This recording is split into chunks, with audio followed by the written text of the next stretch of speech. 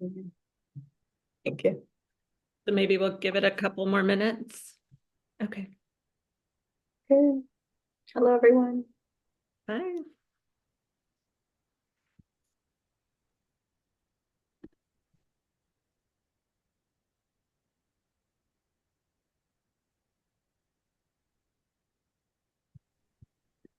I have a Michelle Elkins in my life from the East Coast, so I'm wondering if people are all Angelinos from far away. Yeah, that'd be interesting to know. Maybe we can drop that in the chat That's a good where idea. everyone's from so we can see how far we're reaching. Um, we'll start in a few minutes or maybe another minute or two. I'm my original Atlanta GA.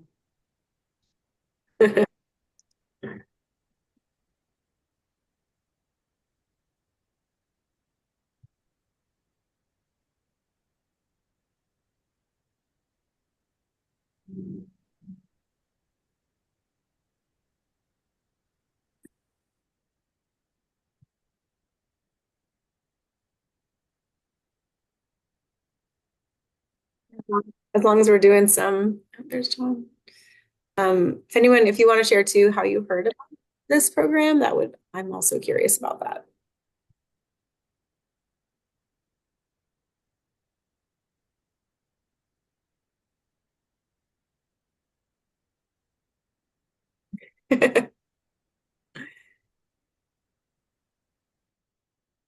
So not my Michelle Elkins from Atlanta.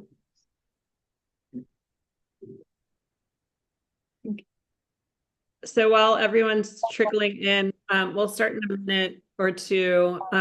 Just so you know, we are recording the conversation for archival purposes.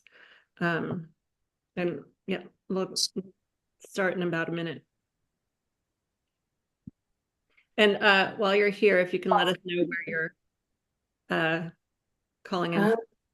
I think I disabled. A few people are messaging me and saying that they're only able to message me. So give me just a minute. It says allow all participants to Yeah, some chat. people are. You just need to, when you go to the chat, do the little blue drop down and just make sure that you're sending it to everyone in the meeting. Yeah. Yeah. So try that. Folks who are messaging me directly. Interesting. I have someone saying they can only see the hosts. So I'm wondering if that is also That a might set. be needing to go to the view. That would So be on the maybe, other person's end. yeah, so maybe I'll just go over some housekeeping as we're doing, having everyone come online. So there are a few things that we've enabled for our participants. I've kind of turned off like screen sharing and all that other stuff, but you can rename yourself. So if you feel comfortable changing your name or would like to do that, um, you can do that. You should be able to see everyone. So if you go up in the top, I'm on a laptop, so I can go to my top right corner. You can go to view and there's a little grid. If you click on that grid, you can either see gallery, speaker, multi-speaker. So you can do that setting change yourself. So that might be able to help. Sometimes you can put on hide self view so that way you don't have to look at yourself. But and then right underneath that hide self view, there's also a hide non-video participants. So you might have that selected, which is why if you don't see people, that might be one of the settings that's on. So you can just put on the gallery setting if you would prefer to see everybody. And then again, with the chat, I know some people were trying to chat everyone, but it was just coming to me. So just make sure when you open that chat box, for me, it's appearing on the right side, that you have it. There's a drop down menu, so you can sometimes chat just the hosts. Oh, perfect. And then, or you can change it to everyone. So right now we're just dropping in the chat where you're from and how you learned about our program today. And then we'll get started. Thank you. Yeah, thank you. I'm going to go ahead and start.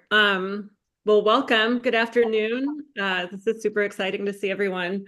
Well, I'm Nancy Meyer, the curator of experimentations at Art of Controlled Procedures, currently on view at the gallery through Sunday, January 5th, 2025. And today, I hope this is the first of an ongoing conversation and educational program around art, science, and wellness. Joining us today from the Municipal Art Gallery are Lisa Davis, Community Arts Division Director for the Department of Cultural Affairs, and Marta Feinstein, Education Coordinator and Art Instructor for LeMag. A brief introduction to them both.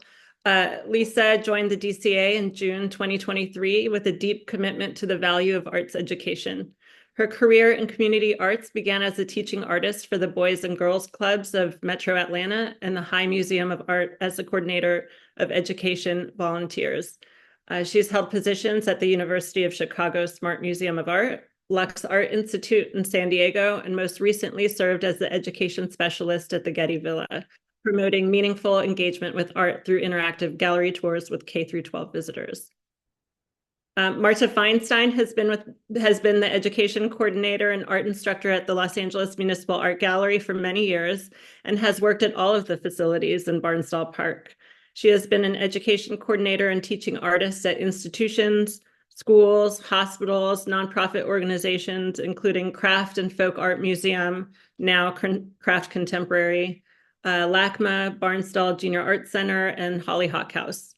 Marta has created and taught art programs for physically disabled, neurodivergent, chronically ill, at-risk youth and adults, and senior populations.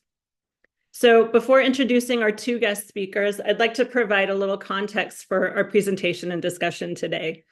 Experimentations, the art of controlled procedures, came to fruition through an interest and exploration of how the artist's thought process works. I was inspired by the PS Art and Science Collide theme and the book, Your Brain on Art, How the Arts Transform Us. The exhibition is a playful yet inquisitive look into the minds of the artist and the creative process.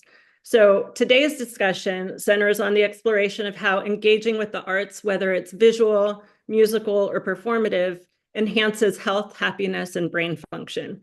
We will gain further insight into neuroscience, psychology, and how creative studies improve cognition, reduce stress, and fosters empathy. Some housekeeping. If you have any questions, please drop them in the chat. Marta will be moderating the Q&A portion of the conversation after the presentation. And as Lisa had mentioned before, we are recording this. This is for archival purposes. And I guess we will go from there. So today, to present and further our discussion around art and wellness are Jess Minckley, an LA-based artist, writer, educator, curator, registered art therapist, mental health counselor, activist, and researcher. They are the owner of Pacific Art Therapy. They're creative labor centers, disabled, neurodivergent, queer experiences, utilizing anti-oppression frameworks and the liberation of emotionality. Michael G. Bauer is an artist, registered art therapist, and MFT, also based in Los Angeles. He is the founder of Counseling for Creative People and has collaborated, performed, and exhibited his creative work during the last 2 decades. I will now pass it over to Jess.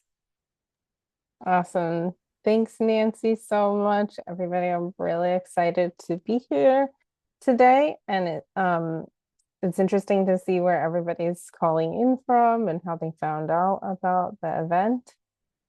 So I'm going to speak to a really kind of broad audience about art therapy to get us started. And then we'll have some time for Q&A. So if you think about things, you're welcome to put those in the chat, and one of the people from LeMag will kind of keep track of questions. So feel free to ask those as we go. So I'm going to share a presentation that I have done about art therapy. It also includes topics of neuroscience and, as Nancy mentioned, neuroaesthetics.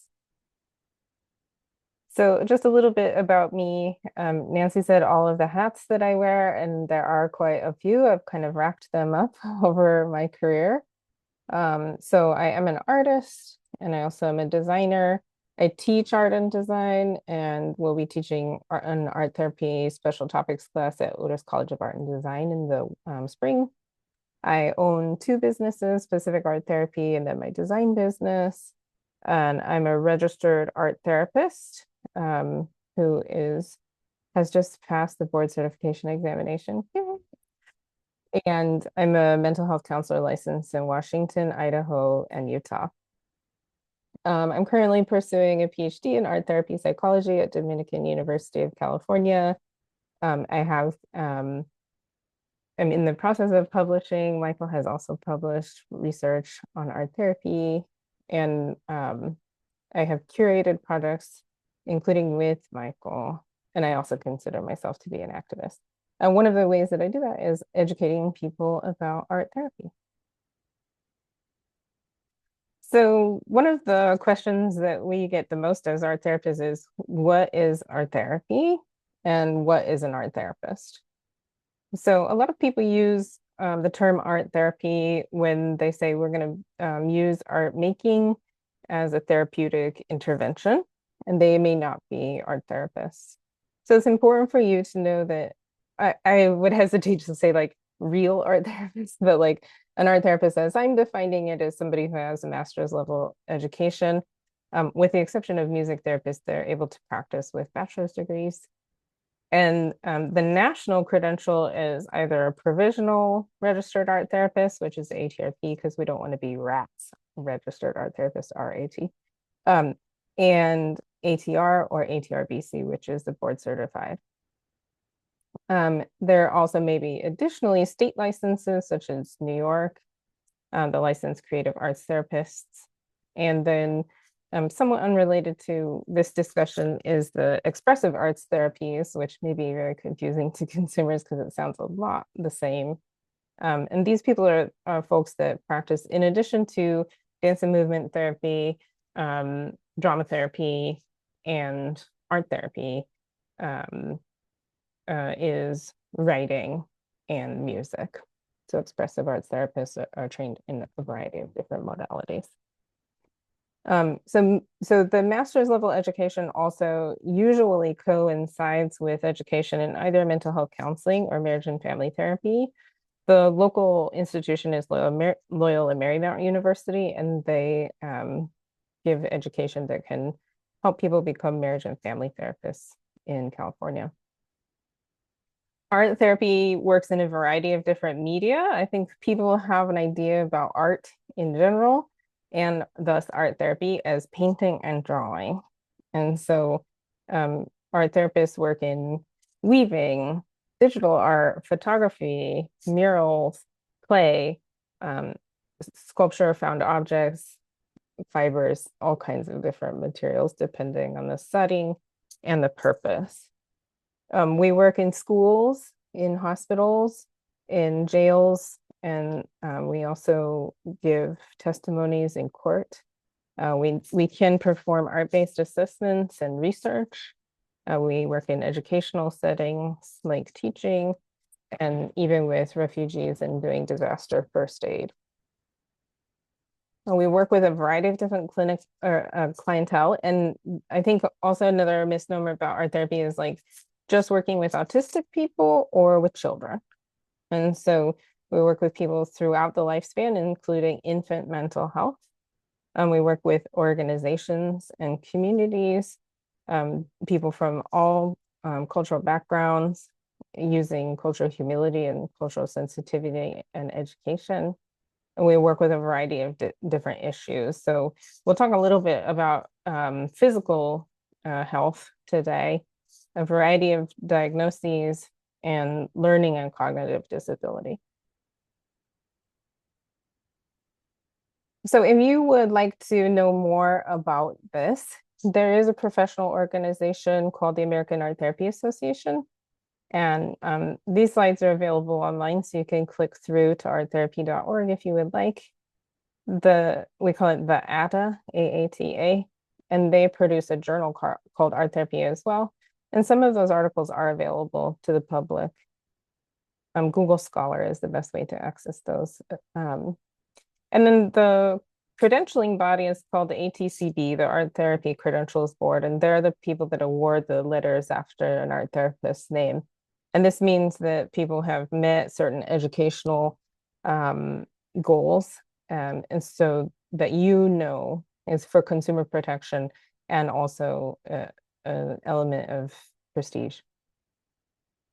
And then there's an allied field, the expressive arts therapies, like I mentioned. And so I'll talk less about their professional organization. But if you want to know more, especially if you're interested in becoming an art therapist, definitely compare between IATA and IATA. So what is art therapy like? This picture here demonstrates an artwork that I made in graduate school, which is draw your family as shapes. And so this is an illustration of a very abstract concept. And I encourage you to think about maybe one person in your life and what kind of shape they would be, how big they would be, what color they would be. And this is a typical art therapy intervention, although because you're not my clients, we're not performing art therapy just by suggesting this. First and foremost, a lot of people, and having been an art educator for 22 years, I think that I can't do art.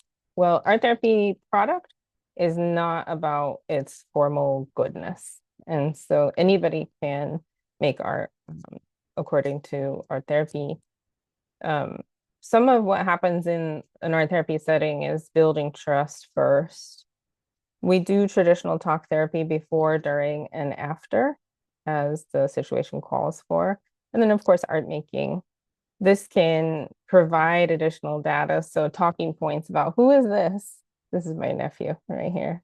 Why is he green flower shaped? It also helps people gain insight about problems that they are dealing with. And there is a kind of theories within art therapy that believe that subconscious material can come forward.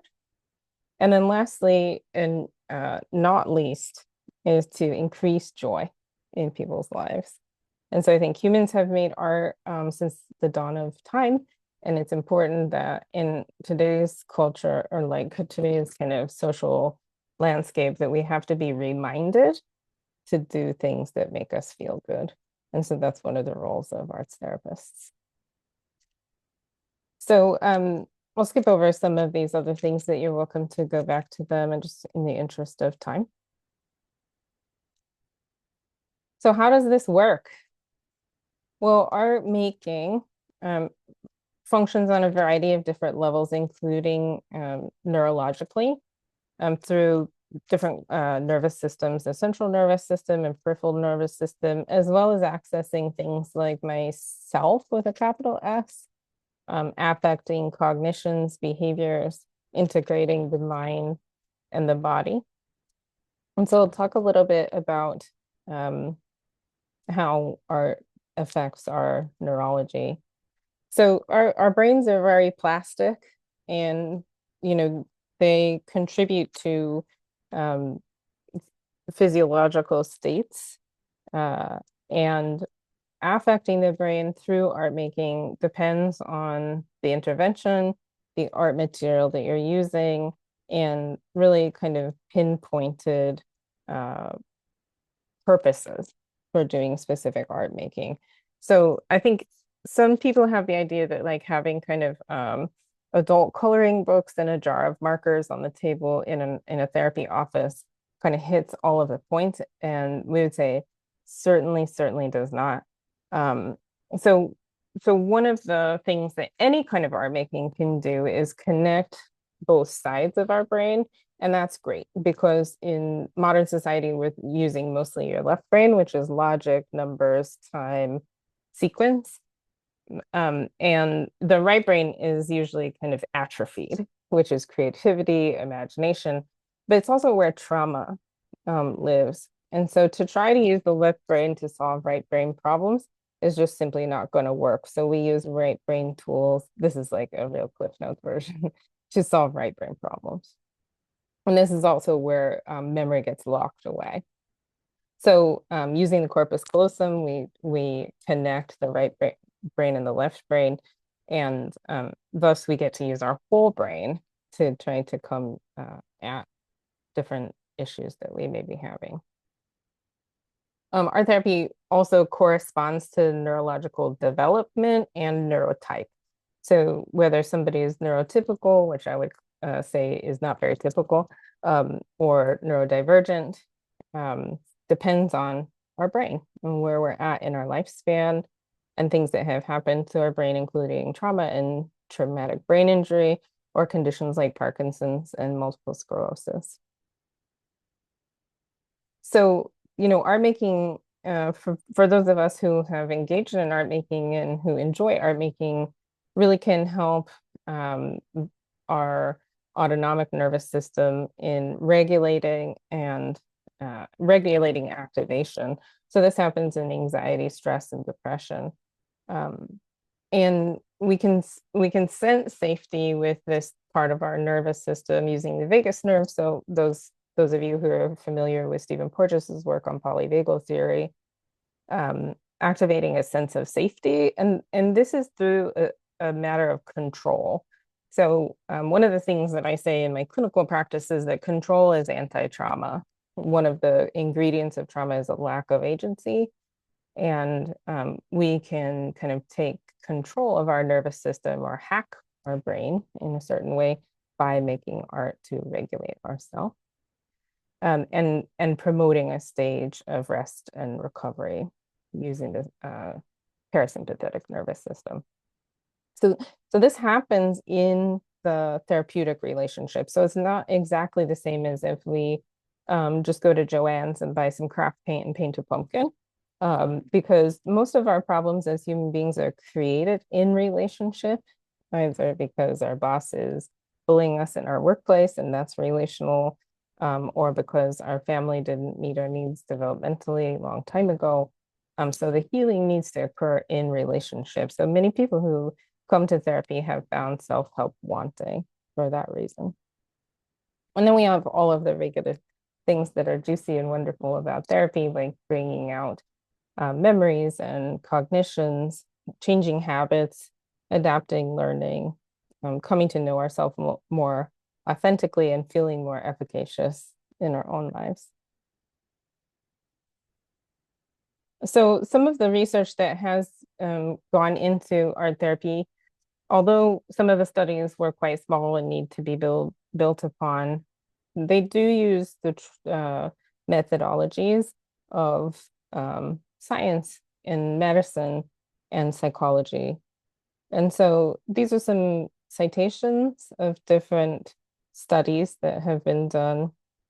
Electroencephalograms monitor brain activity from the outside. So you can see in this, maybe it's tiny, but this guy has little nodes attached to his scalp that are showing different regions of the brain that are being activated while he's working with chalk pastel. Studies about the eye and down to your rods and cones and how that's of our senses can pick up about 80% of our experience of the world, our visual sense at different times. Cortisol tests through spit and blood, which cortisol is responsible for kind of our stress response. So noticing that after art making, your cortisol goes down. Doing brain scans using a magnetic resonance imaging and also functional magnetic resonance imaging, which is scanning someone's brain as they're doing something, as opposed to laying still. So this could be like singing a song would show different parts of the brain light up as it's in this image. And then other kinds of alpha waves and all kinds of studies. The FNIRS is kind of a mobile device where people, again, like the EEG, are kind of wearing these nodes on their head to notice what happens in real time. So why is the research lacking? I think that the psychology discipline thinks about art therapy. Well, to, up until recently, has kind of poo-pooed art therapy as a little bit too woo-woo. Um, but one of the biggest problems is funding. So art therapy institutions are usually housed within small liberal arts institutions, and there's not a lot of money to be had to do research. So the studies are relatively small.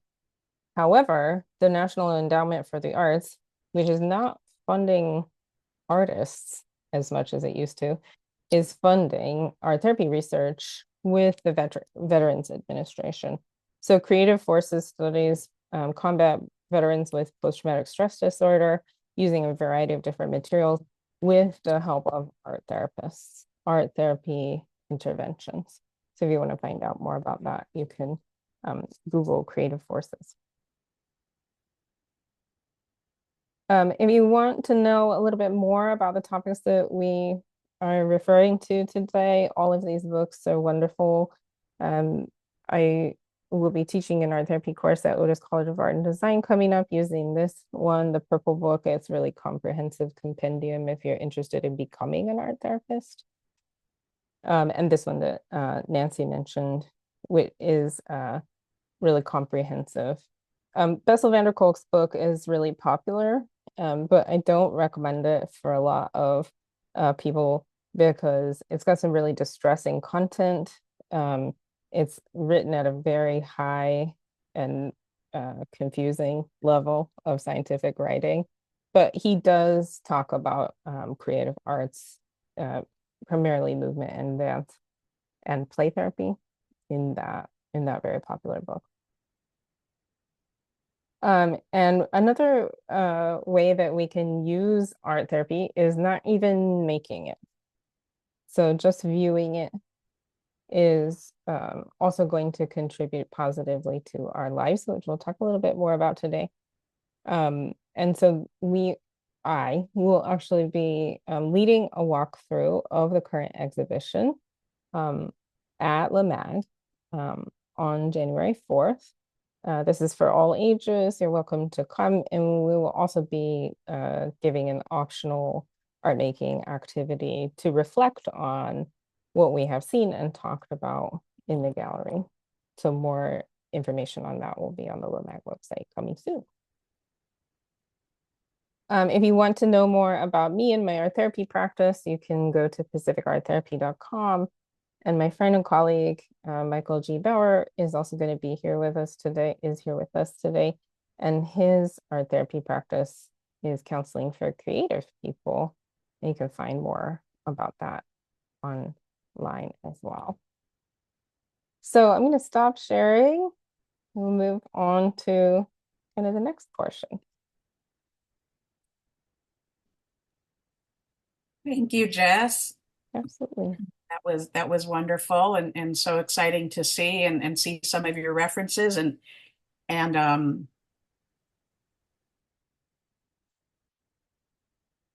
we know it only touches the surface, scratches the surface of that. So with everything.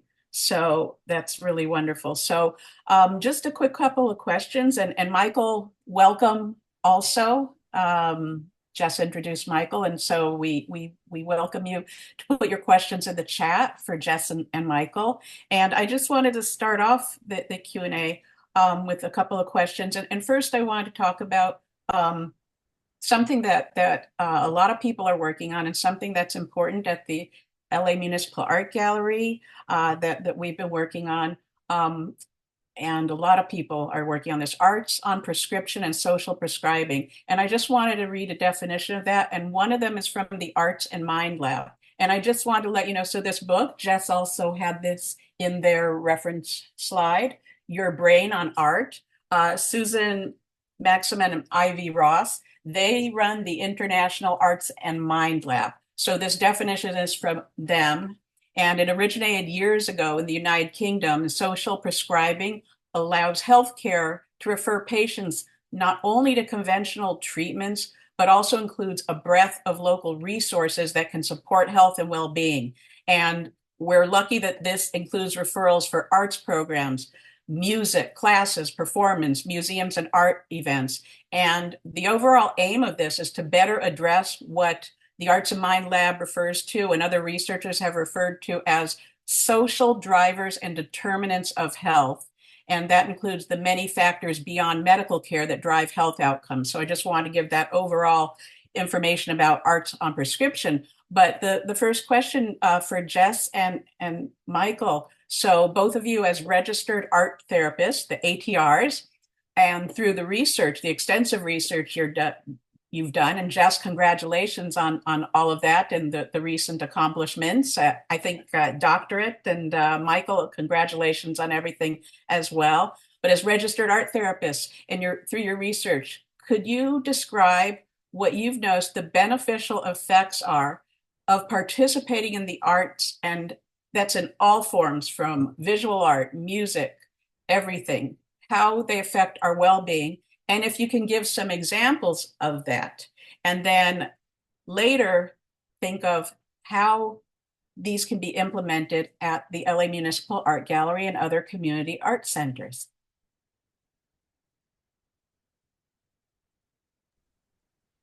Yeah, big question. I think that moving into kind of our next topic, which is the fact that Michael and I were practicing studio artists before becoming art therapists. Knowing anecdotally for myself the way that art making kind of transformed my life and helped me personally is important. It's important to start with, I think, because I think for a lot of artists, they know intuitively that it helps them not only with their mental health, but just joy, the joy of your life, having a life with purpose. And so I think that some of the social prescribing is kind of like a British English term. And I think one of the things that it is talking about is being in community. So social prescriptions are two groups most of the time. And oftentimes it's doing something like gardening. So being outside of the house or outside of an institution, out in nature and using your body to move, as well as art making. And so I think those four things coming together really kind of catalyze an experience of improving the purpose of one's life, or the purpose or meaning of one's life. And as an Adlerian psychology professional, really kind of belonging. And that's what my master's research was on. So I guess I'm just kind of framing the discussion to talk about that. Michael, what do you think? Yeah, I just find this topic really generally exciting, and I feel like there's a lot of entry points as artists, as art therapists, as creatives. Here's just a few thoughts on it. For one, like oftentimes I'm kind of drawing anecdotally just on my own experience as let's say, an art therapist, and thinking about kind of the intersections between this idea of social prescribing and what that means. I ran an art therapy group at McIntyre House for a number of years, and that was a really meaningful experience for me. It was a sober living house, and I ran an art therapy group there once a week for a number of years. But there was such power in making art with this group of men that were working on their own journey towards sobriety. But it just as a sort of a group that was getting together for a couple hours every week and being able to make things and be in conversation around it, just had this sort of built-in energy where people were doing so much meaningful processing.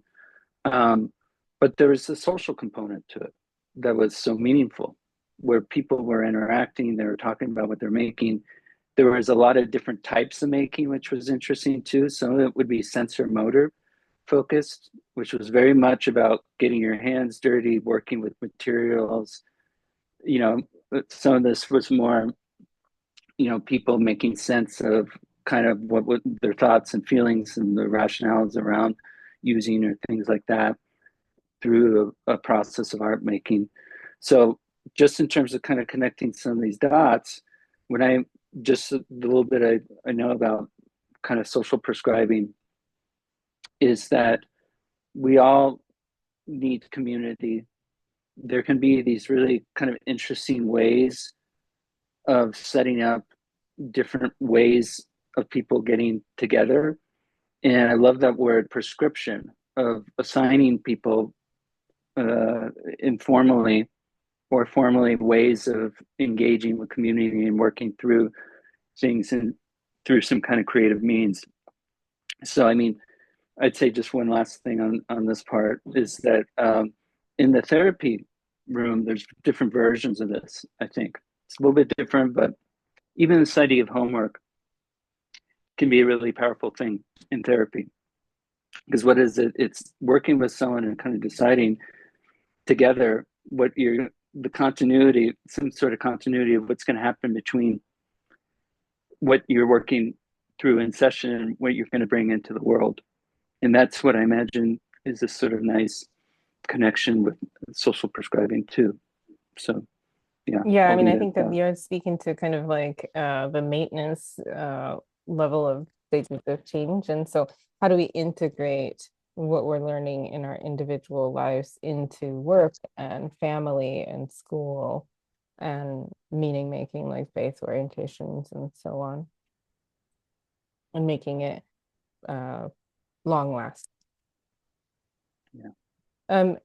I'll speak a little bit to the determinants of health. My master's research was done on measuring belongingness, which is feelings of belonging, fancy long word to say that, among adults with chronic illness. And so the literature is very clear on the relationship between stress, especially prolonged stress, and an inflammation response, which often ends up creating chronic illness. And the ACEs study is a really kind of well-known, so adverse childhood experiences by Felitti. And that was a longitudinal study with adults with weight issue. And so multiple different kinds of illness can be not alleviated, but it's very interesting that the symptom reduction can happen with our intervention. So from asthma to Parkinson's disease and multiple sclerosis, like I mentioned earlier, but also things like eating disorders, and Bessel van der Kolk talks a lot about his research as an MD as well. And so one of the ways one of the articles that I read for this was a group of veterans that were meeting in a museum. And so they were walking around the museum, just taking in some art, looking at art, and then discussing what they thought, what they felt, together, again, as a community and creating belonging. But then COVID happened. And what they found, which was really interesting, it's not what the research studies set out to measure, but that even viewing images online in a group setting was producing the same outcomes with reduction of PTSD symptoms. So I think one of the ways that a place like the Municipal Art Gallery comes in is it is a place for people, it does belong to the people to come and enjoy and think and feel, and among community. Like if you walk through Barnesville Art Park, like there's always people out, families that come, people who are just taking a stroll. And so being part of something larger than themselves, like Michael was talking about with sobriety, also is really super important.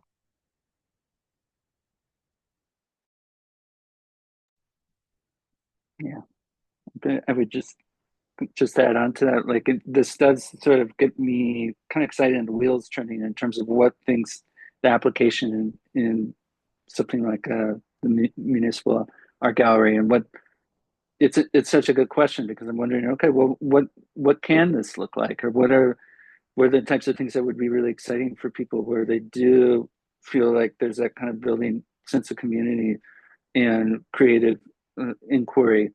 And Jessica, even what you're talking about happening early next year, that's such an interesting and kind of wonderful entry point for people to just be getting together and experiencing art together.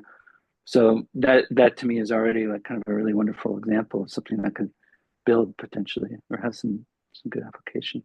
So Yeah, and I would say also community art making. So this is where community interventions, especially with folks who are experiencing certain kind of social issue, um, come together as a community, and the art therapist is the steward, not the leader, of how community can define what the problem is and how they'd like to solve it, and use resources that are within the community to do that.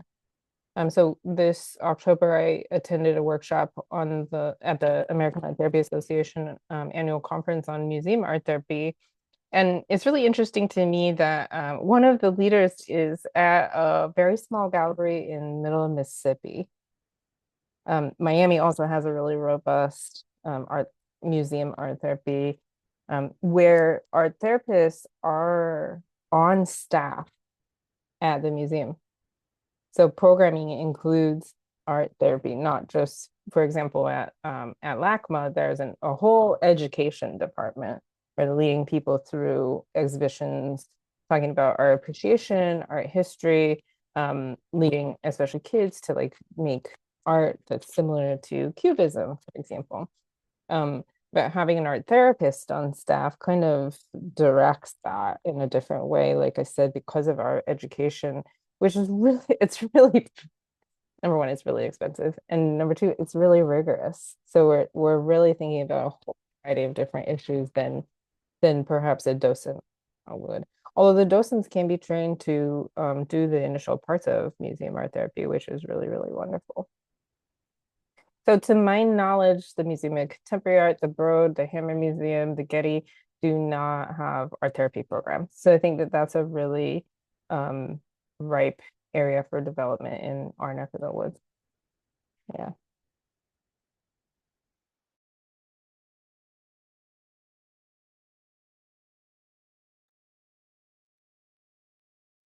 I have a question. So how does an art therapist decide what activity best suits a client? Does the client lead that activity, or is it based on a diagnosis? So the annoying answer in art therapy is like, it depends. Every answer to every question is it depends. So it depends on how old the client is, what the goal for therapy is. Because some people with ADHD don't come to therapy to alleviate the symptoms of ADHD. They're coming because of their marriage problems, right? So what are the goals of this person's reason for being in therapy? What is going on with them neurologically? So for example, if somebody has learning disabilities, you're going to tailor what you're using, including cognitive impairment with something like multiple sclerosis. You're going to, for example, use one direction at a time only because of scars and lesions on people's brains. It really changes how they're using their brain. And then also, I forget what number I was on, art materials and duration. So there is a model, the blue book in one of my slides called the Expressive Therapies Continuum, that among other things talks about media dimension variables. And so where you're at in your relationship with someone, so whether you're new to the therapeutic relationship, and how far along you are with insight development or orientation toward community, will dictate kind of what kind of intervention you're doing. And so one way to think about it is in terms of art materials, from dry to wet becomes more effective as you become kind of looser and less controllable. And then the element of control versus surrendering control. And so what you'll see, if you spread out on a table every single art material that exists, and you tell a brand new client, use anything that you want, they'll grab a number 2 pencil with an eraser on the end. Number 1, because it's like everybody knows what it is and how to use it. And number 2, is so controllable. So you can erase it if you make a mistake. It's like a piece of printed paper. Number 2 pencil is like what most people who are not professional artists will choose. So it's really interesting to see. That's actually an art therapy assessment. So only art therapists will kind of know how to interpret what thing somebody's choosing and then how to move them through their nervous system, depending. So to move from chalk pastels to clay would be doing a bottom up approach as a or a top down approach, moving from the mind into the body.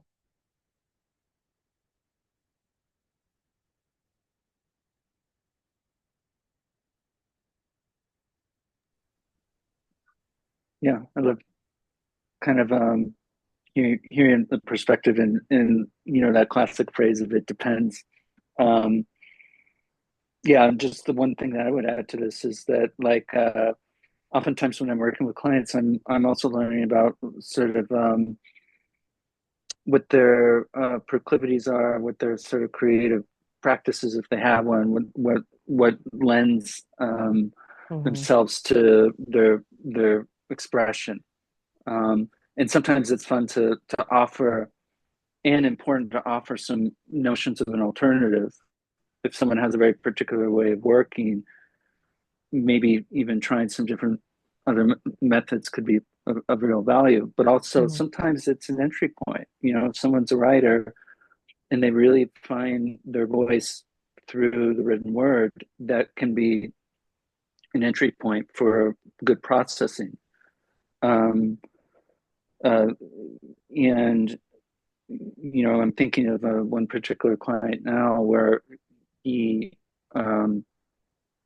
has a, a, a high-paced, intense job doing creative work, but has not really been able to put much attention to his own personal visual practice, but has really sets up an effect that his visual expression is actually the way he's been able to process things emotionally in the past, and he hasn't been doing that for the last 5 years. So that for me is already a really meaningful entry point to say, okay, well, let's help and support you in kind of developing that or rediscovering that connection to your visual, your personal visual practice. Yeah, interestingly enough, I have a client who recently came to me because they stopped doing art. And so I think Michael's practice, like the way that Michael's clinical practice has kind of moved into counseling with creative people in particular, and maybe this can move us to kind of another topic that I think we're trying to touch on, is like working like with professional artists. So like how comfortable people are with materials really matters, but it can also really inhibit people. So I think art school can be really traumatizing for artists. And so while you know all of the formal elements of art, you can't make free art because you're thinking about composition. And it's like, we're really not focused on the formal elements, but it's just so deeply ingrained in there. So I think one of the things that I think is really interesting is that a lot of visual artists become therapists. And whether that's to support their studio practice financially a little bit better, or because they're naturally more kind of empathetic. I would say that that's like probably like a broad stereotype that definitely doesn't apply to certain people, but or because they hate working for other people and they work for themselves, or because they have experienced the transformative aspects of art making, and so they know it works. So like kind of art therapy their self before. But it is really interesting to me that a lot of artists don't become art therapists. They just become therapists. And so I don't know if it's because art therapy is kind of like looked down upon as like not as serious, or because the programs are less accessible or more expensive or more time consuming because we take like 15 credit hours more than some programs, and you have to have 18 studio art credits in order to just apply to art therapy program, because they want to know that you've worked with a bunch of different materials and you have mastery in that area before working with other people or even engaging in artwork yourself in school. So yeah, I think that there are a lot of underlying mental health issues. Again, not to stereotype like the kind of Vincent van Gogh stereotype of like artists are crazy, but like a lot of artists have really specific sensitivities, I would say. That's probably a better word, like maybe more perceiving, maybe more of a sponge sensorily, maybe kind of just seeing things that aren't there. And art school definitely taught me that and taught me how to see and how to think, which was an extreme gift. Um, so yeah, I don't know where I was going with that. I guess I'll just leave it there. So Thank you, there's a Jeff. question. Oh yeah, I was Just going to say there's go for it, Marta. yeah, we're both looking. Hello, Jessica. Thank you for your question. So Jessica, she's waving. Thank you, Jessica. She's asked, she says, I'm an artist and I do occasional workshops with students teaching art, and I'm interested in expanding my knowledge of art therapy, not as a therapist, but for my teaching. Where would you start? I'm curious about getting my master's and debating on which direction to focus on. So this is for Jess and Michael. Yeah, I mean, this is probably the most common question that I get, and I think I like do 1 hour interviews with people, like 6 people per year about this question. Like, should I become an art therapist? Like, how do I learn more about it? And I have to say, like, before I decided to become an art therapist, the only thing that I knew about it was that my therapist had said that art therapy was a thing, and that if I was going to become an art therapist, I should really become an art therapist.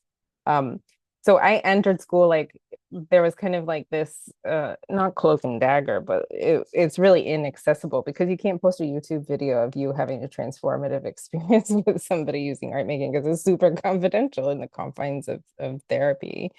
um so books, you know, that go over that Judith Rubin wrote an introduction to art therapy book, books like this that kind of talk about what art therapy is. But we're really snobs about don't do don't try this at home. So like to take extreme caution when you're investigating things with students. And I'll just give the example of I was presenting at the Adlerian Society conference a couple years ago, and we did a portrait of our family, just like the one that I had shown you in my slideshow. And 2 people completely decompensated in that workshop. So they had to leave the room. They were stricken with grief. It brought up a lot of things that as a facilitator, I not only ethically, but like my role at the conference was not to be their therapist, to help them like, I mean, I did, but like to help them then contain that and like move into the rest of their day. So it's really interesting to see how art affects different people. And again, that's because people are coming to you with really different stuff going on in their lives. And so in this way too, like museum art therapy is relatively safe because people are not like opening Pandora's box. Yeah. I hope that answers your question, Justin. Yeah. What I would add is, yeah, art therapies entails training and best practices, right, and guardrails. And then I think there is some intersection, some value in therapeutically informed interventions that are helpful to people that are also just sort of mindfully crafted so that they are containing and not opening things up. As just was saying, that can happen even in the best uh, uh, most supportive containing environments. So I think that there's a lot of resources and things out there, and maybe I can kind of look a little bit into that and try to provide some stuff where uh, things are therapeutically informed and supportive in an educational environment in good application. You know, one example would be like for me, I put together a workbook that's about meditative drawing, right? And so what that is it's just therapeutically informed, but it's not, and it's more of a practice utilizing things like mindfulness and drawing techniques that help to promote things like relaxation and mindful engagement with the drawing practice. But the ideal in what it's trying to do is just create a supportive environment that that's also not a therapy session per se. So I hope that Yeah. distinction is helpful Yeah. and makes sense. Yeah. Yeah, I mean, so I don't think Michael will toot his own horn, so I'll toot his horn. Is like doing these meditation drawings in his studio practice and then being able to bring that to people. So like the meditation or like the meditative act of repetition or doing mindfulness and then translating that to drawing isn't, so you don't have to worry about it not being art therapy. Like obviously people have been making art in groups like since we were cavemen, so like art therapists don't have a corner on the market, but yeah, thanks for adding that, Michael. And then Marissa, I see that she has her hand up. Love to hear from you. Hi. So, double tweet on the don't try this at home kind of thing. So, I'm the director of arts education at Angels Gate Cultural Center, and I'm always telling my artists that there is a line between being a teaching artist and being an art therapist. You are one and you are not the other, and you should refer the students to, the resources that are available through whatever program they're working with. So I wanted to emphasize that. Um, Angels Gate Cultural Center has a gallery. We have 8 exhibitions every year, and we have been approached by an art therapist to do something that we call community classes, which is actually like where the person who is conducting whatever class just rents the space below cost, and then whatever they charge people to participate is between that artist and the people that they're teaching. So, ukulele, meditation, ceramics, those are the things that we do. But as far as art therapy goes, what are some questions that I can be asking to vet somebody who comes to us and says, "Hey, I'd like to do like an art therapy group through this community class program," because it's different than my staff teaching artists. My Yeah. staff teaching artists, I have to look at their curriculum. I'm the one providing professional development for them. I'm very comfortable doing that because I also teach at UCLA. But as far as art therapy, I honor the fact that it is its own separate thing. And if somebody comes to me and says, "I want to do a group where we walk through the galleries and then we go to the classroom and people unpack things," like Yeah. what should I be asking? So 2 questions. Where did you go to school and are you credentialed? Okay, so like where did you go and what did you study? So like Antioch Mhm. University, Los Angeles, has a marriage and family therapy program. Antioch University, Seattle has an art therapy program. So not Mm, like they might have gone to a certain school but not studied art therapy. And it's easy mm, to tell if someone's an art therapist if they have those letters after their name, because they have to have gone to a program in order to apply for those things. And some people don't like choose not to have those letters after their name for whatever reason, mostly with like political problems with a professional organization. So asking the first 2 questions would help you determine that. Like I went to Loyola Marymount and I studied marriage and family therapy with an art therapy concentration. mhm. Awesome. And I think they can work hand in hand. I see the clock, with docents or with you, like to learn about what your objective is with the exhibition, like with Nancy and her show that's currently up. And then kind of with that information, build something that is therapeutic. But I think I would love to see art museum art therapy or institutional art therapy be more known about. And so that's one of the purposes of this. Yeah. Mm, Yeah. Michael, is thank there you. anything that you'd like to add to that before we conclude the talk? No, I kind of appreciate everything and everyone's thoughts, and yeah, nothing specific on that. Yeah, thank you. Well, thanks everyone. That's the conclusion of our program. I feel like it's such a rich topic. I could be here for another hour or two. And I really do hope to see more programming like this in museums. Marissa, thanks for joining us and chiming in about this. I'd like to see what's happening at Angels Gate. So yeah, thank you everyone for joining. Thank you, Jess. Thank you, Michael, Lisa, and Marta. Thank you so much for helping put this program together with me. There is a walkthrough in person with Jess on Saturday, January 4th, beginning at 12 with an optional art making activity to follow.